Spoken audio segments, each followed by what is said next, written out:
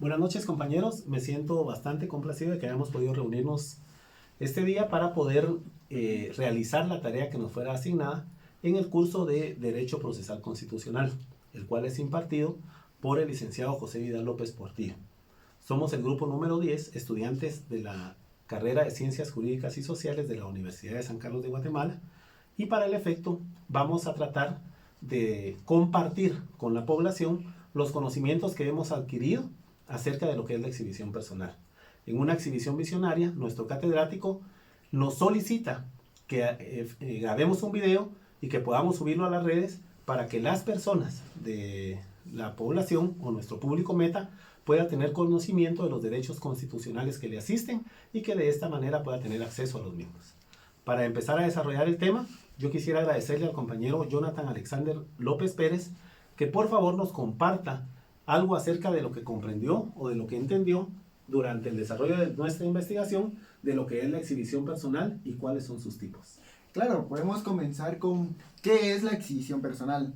Es un procedimiento destinado a la protección del derecho de la libertad personal, por el que se trata de impedir que la autoridad o bien uno de sus agentes representantes detenga ilegalmente a un ciudadano, pueda prolongar de forma arbitraria la detención o la prisión del mismo, o siendo la detención legal, la persona se encuentre sufriendo vejámenes. En ellos encontramos principios como el principio de mediación, el cual garantiza la presencia directa de los jueces y magistrados que conocen las diferentes exhibiciones personales que se promueven.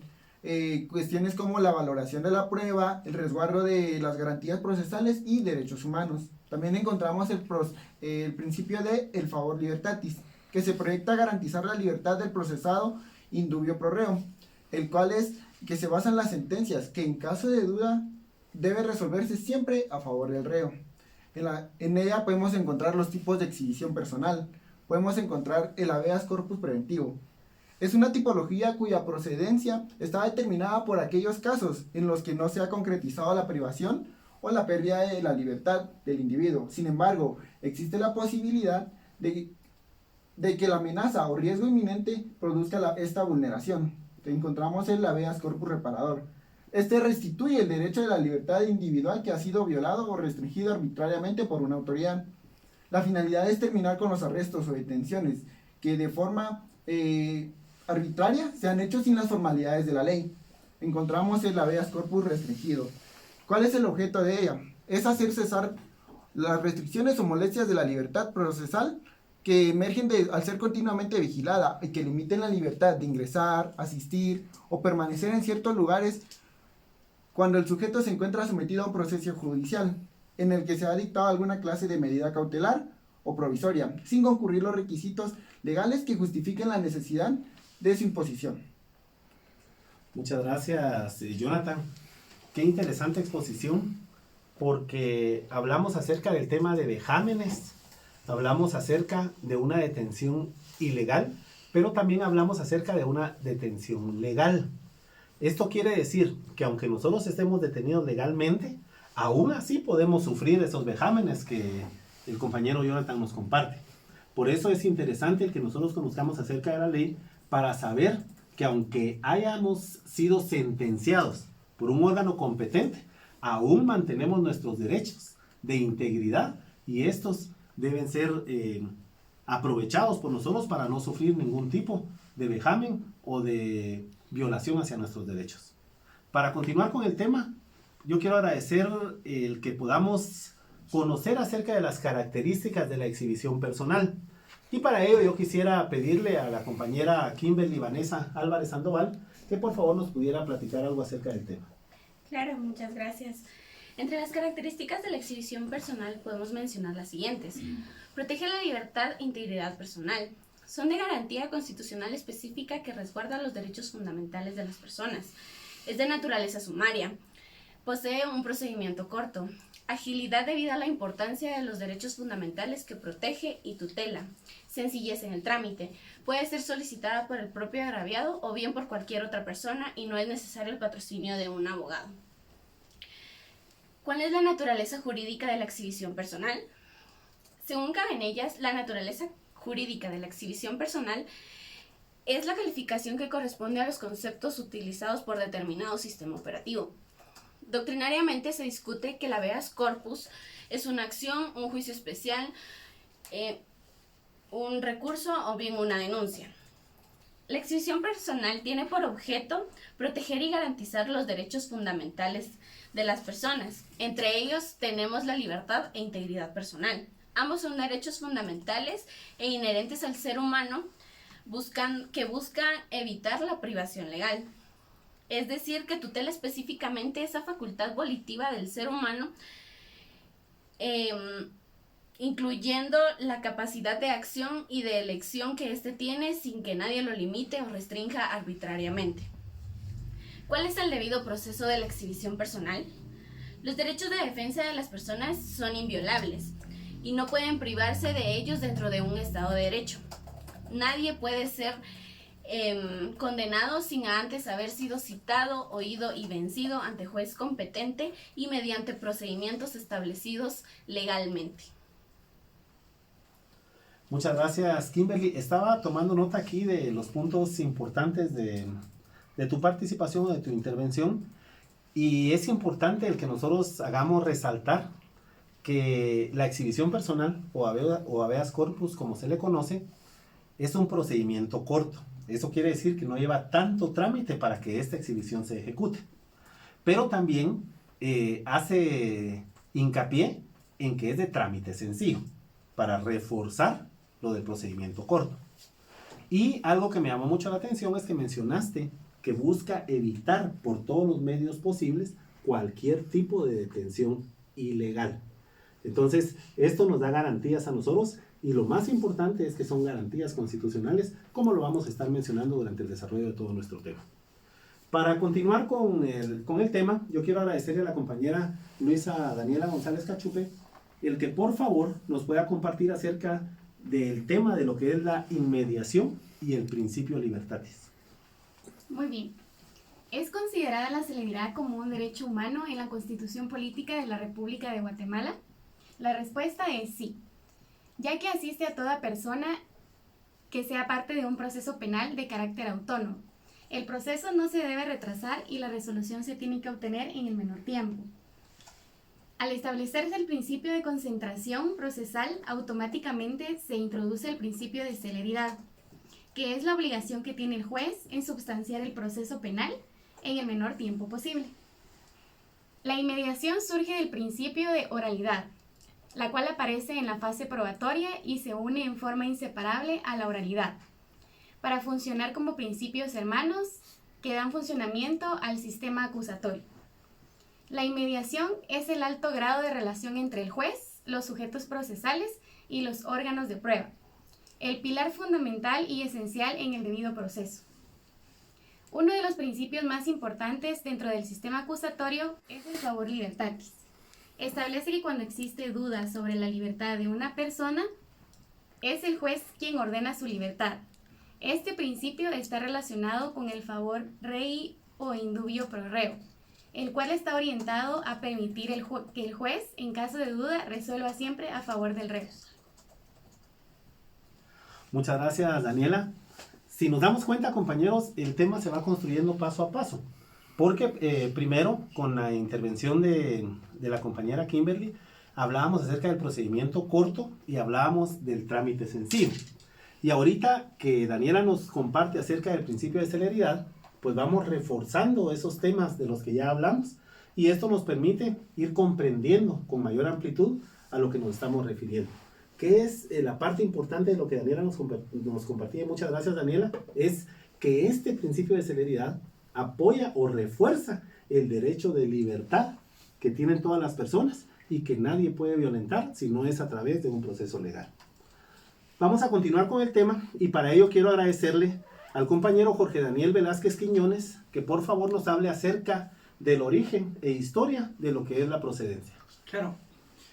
Una de las preguntas es, ¿de dónde proviene la exhibición personal? La exhibición personal es de procedencia del derecho inglés, y esto se dio a las luchas cívicas que hubo entre la corona y el parlamento.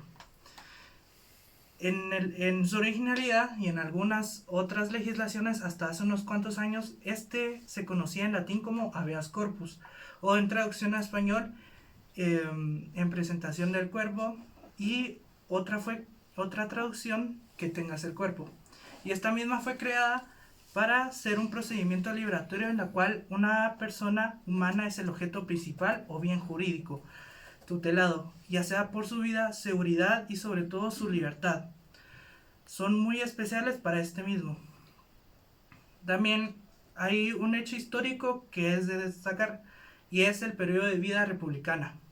En el siglo XV, España se fue convirtiendo en una de las principales potencias feudales en el mercantilismo y el militarismo. Estas le permitieron tener las nociones de ultramar en determinadas regiones del mundo, y siendo una de esas más famosas nuestro país, Guatemala. Esta está ubicada en el centro de latinoamericano, donde se encuentra nuestro país, y está ubicado en la parte central del mismo. En su posterioridad, entró en el proceso de la emancipación, en lo que es todo el continente y apoyando globalmente por los ingleses y en la revolución industrial. Entre las causas internas es de mencionar el conflicto que hubo entre los criollos y los peninsulares y el monopolio comercial que hubo en esa época. En conclusión, la exhibición personal proviene del Reino Unido, y esto se fue dando después cuando bajó esa idea a España, y España hizo la conquista en Guatemala y se fue dando ese proceso para que las personas no fueran detenidas ilegalmente. Muchas gracias, Jorge.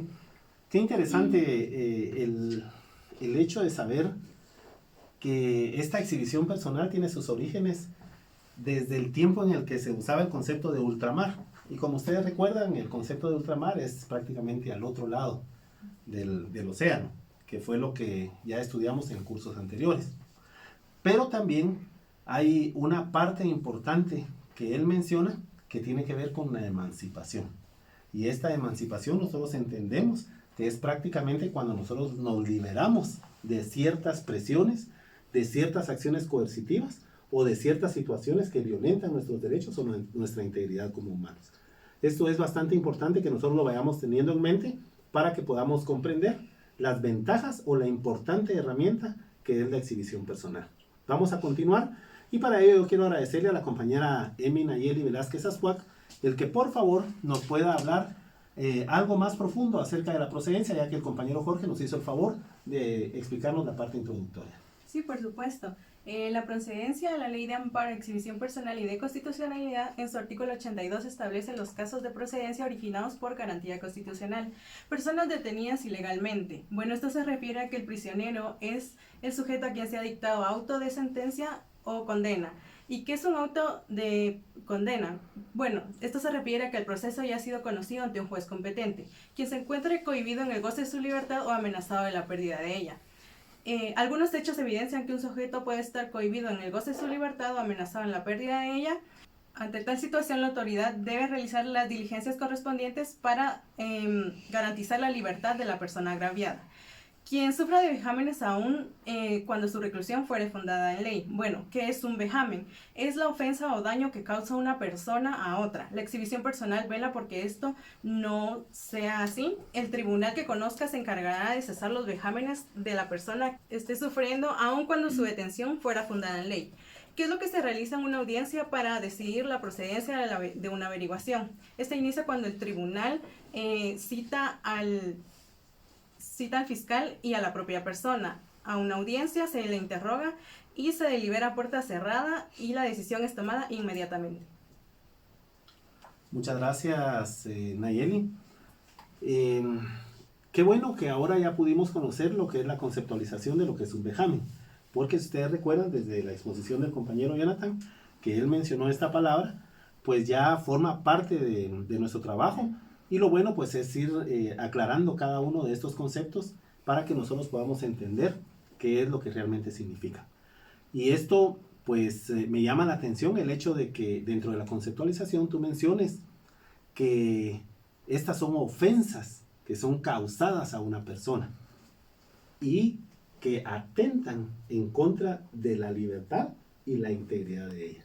Es bueno que nosotros vayamos sabiendo que cada vez que nosotros estemos amenazados con perder nuestra libertad, ya sea legal o ilegalmente, o el trato de nuestra integridad, ya sea legal o ilegalmente, tenemos esta herramienta que es de procedimiento corto y de trámite sencillo.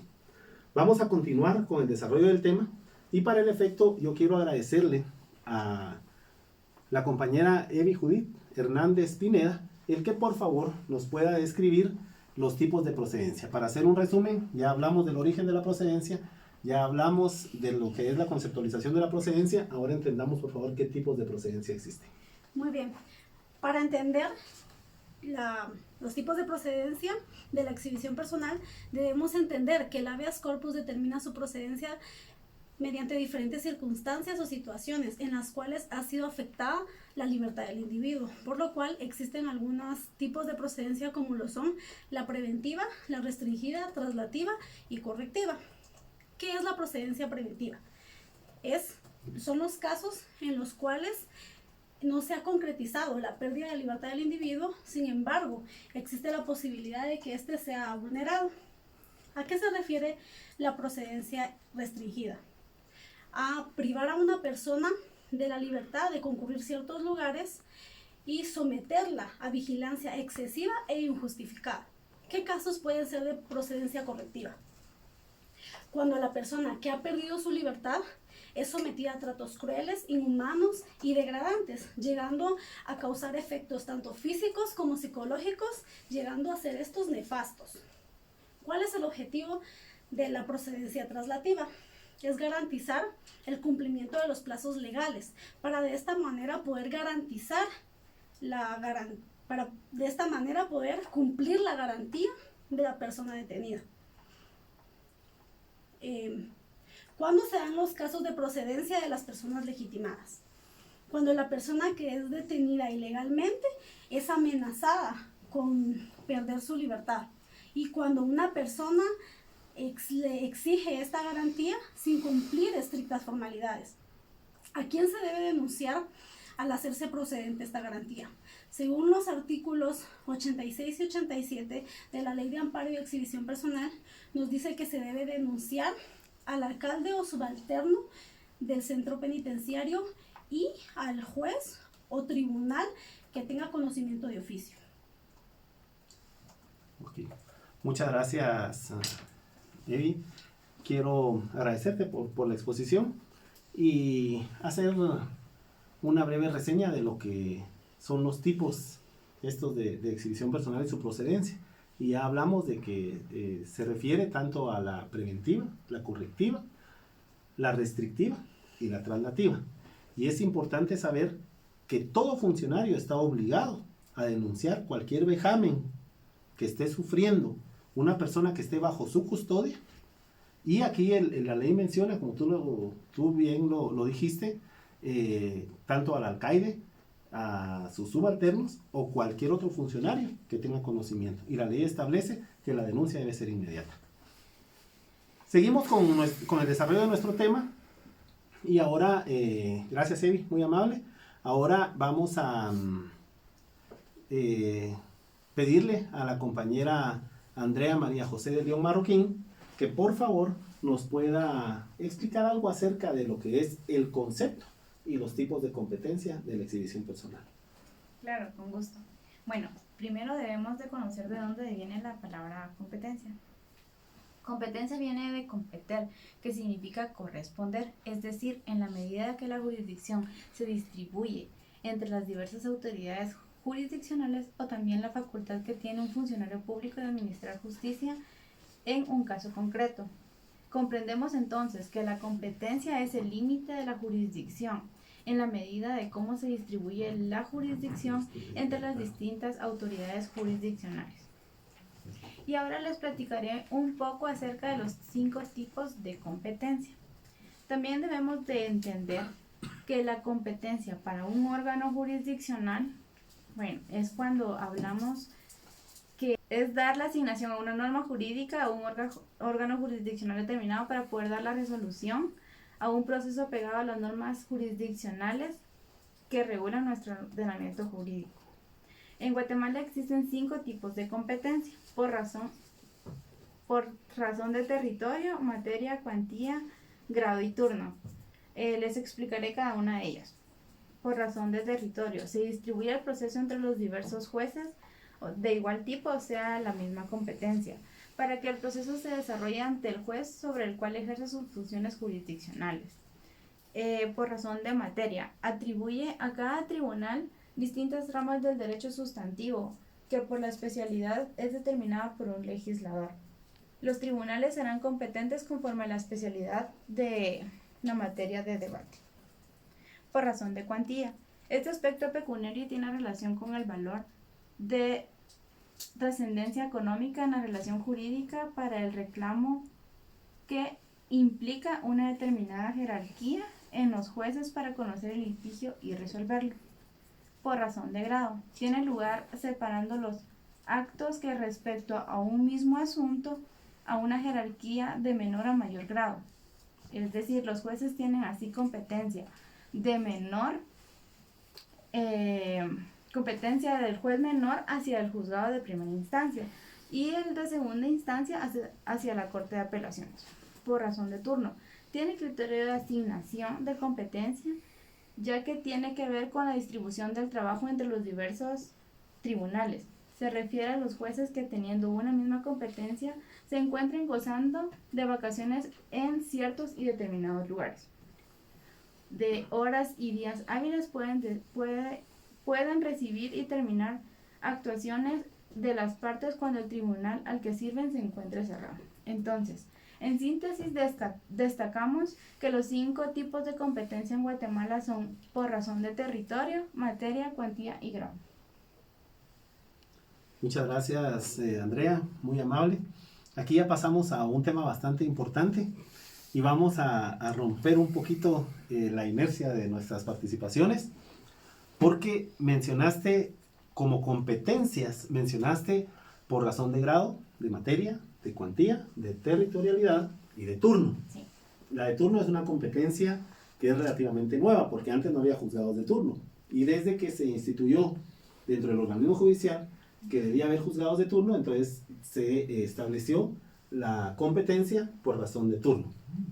Pero yo quiero hacerles una pregunta a nivel general, y esta les voy a agradecer que me la pueda contestar cualquiera que la sepa, es cuando nosotros queremos plantear una solicitud de exhibición personal, ¿ante qué juzgado u órgano jurisdiccional u órgano competente debemos acudir?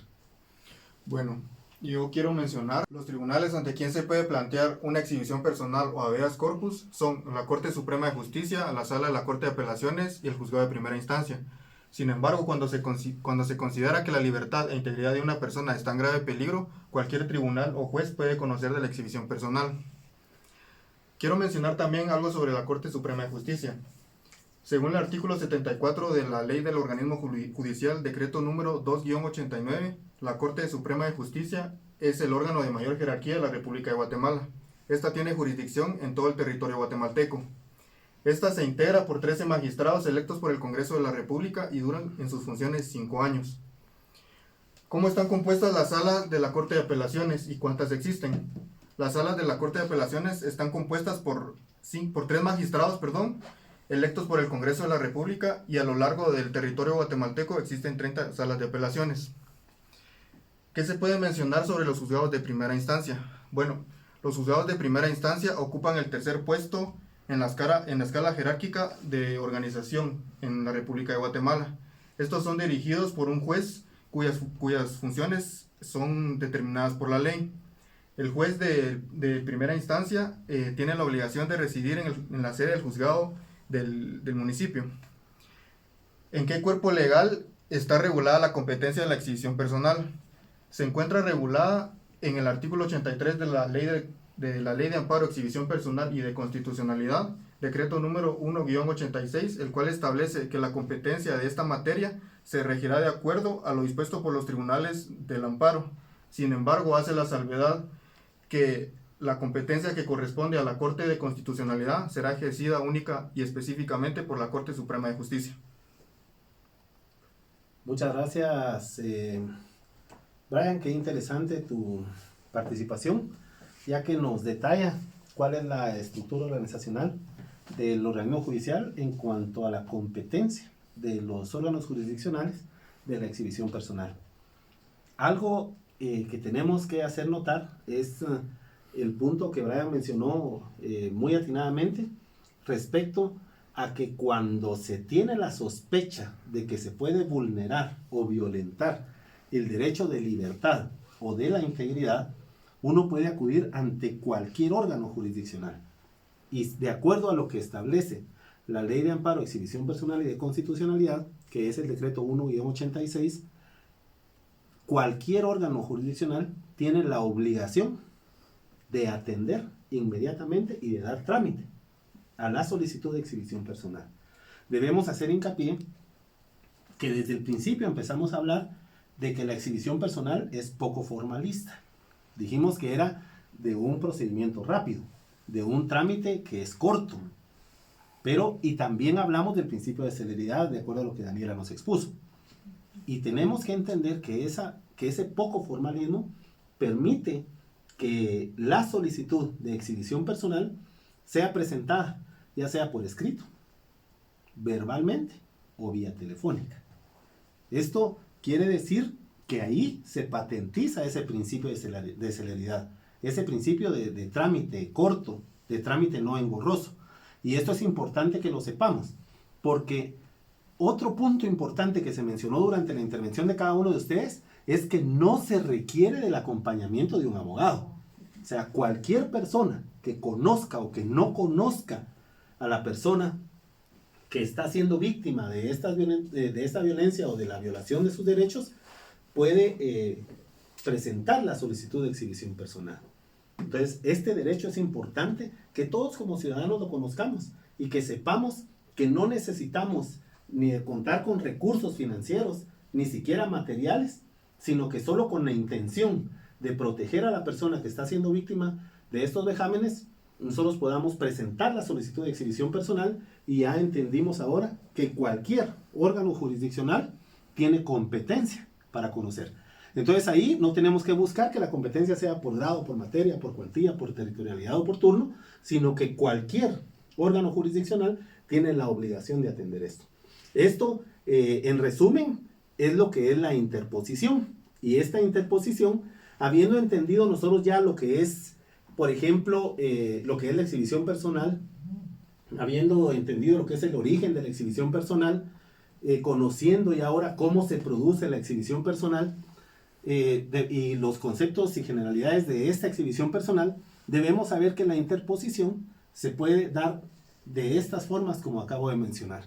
Y lo importante es que esto es el acto o la acción por medio de la cual, a petición propia o por intermediación, con el objeto de hacer valer el derecho de la vida como bien jurídico tutelado, se tiene la potestad de recurrir a los órganos jurisdiccionales. Vean que aquí no delimita, sino que aquí nos deja abierta. Es un universo de probabilidades al que nosotros podemos acudir para solicitar este tipo de exhibición. Lo que podemos hacer hincapié también, ya lo mencionamos 2 o 3 veces durante el desarrollo de nuestra presentación, es que este es de orden constitucional, o sea, es de jerarquía superior. Y no hay ninguna ley que se pueda oponer a esta. Y debemos entender que de acuerdo a lo preceptuado en el artículo 86 del decreto número 186, que es la ley de amparo de exhibición personal y de constitucionalidad, el cual está respaldado también por el artículo 263 de la Constitución Política de la República, en donde se establece que es un mandato, es una orden dentro de la Constitución, que la ley de amparo de exhibición personal y de constitucionalidad deberá estar regulada por una ley de orden constitucional. ¿Ya? Entonces ahí tenemos el respaldo o el por qué nace esta ley y cómo es que nosotros podemos acudir a ella para poder interponer nuestra solicitud de exhibición personal.